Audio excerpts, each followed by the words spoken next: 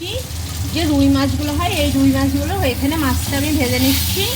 আর এই যে আলুটা ভাজছি, এখানে কাঁচকলা আছে, লঙ্কা চিড়ে পাতলা করে জিরে ফোড়ন দিয়ে ঝোলটা করবো। যেহেতু হালকা একটু গরম গরম আছে, তো গরমে একটু রিচ খাবারটা বেশি ভালো না। করে ভেজে নিয়েছি, এবার কাঁচকলাগুলো ভেজে নেবো। এর মধ্যে এই যে লঙ্কাগুলো দিয়ে দেবো, চিরা লঙ্কাগুলো আমি দিয়ে দেবো। একটু ভালো লাগে না, ভাজা হয়ে গেছে। এবার আমি জলটা দিয়ে দেবো, হলুদ দিয়ে দেবো, পরিমাণ মতন লবণ দেবো। ঝোলটা আলু কলা সব সিদ্ধ হয়ে গেছে। এবার নামিয়ে একটু সোমবাটা দেবো।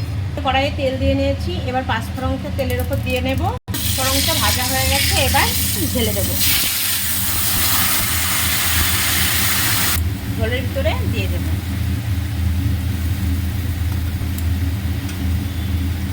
এই দেখুন আমার ঝোলটা সুন্দরভাবে ফুটে গেছে। এবার আমি এর মধ্যে একটু জিরের গুঁড়ো দিয়ে দেব।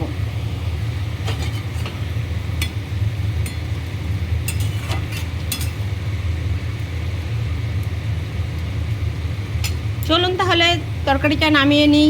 আজকের ভিডিওটি এখানেই শেষ করছি। পরবর্তী দিন আবার দেখা হবে। ভালো থাকবেন, সুস্থ থাকবেন।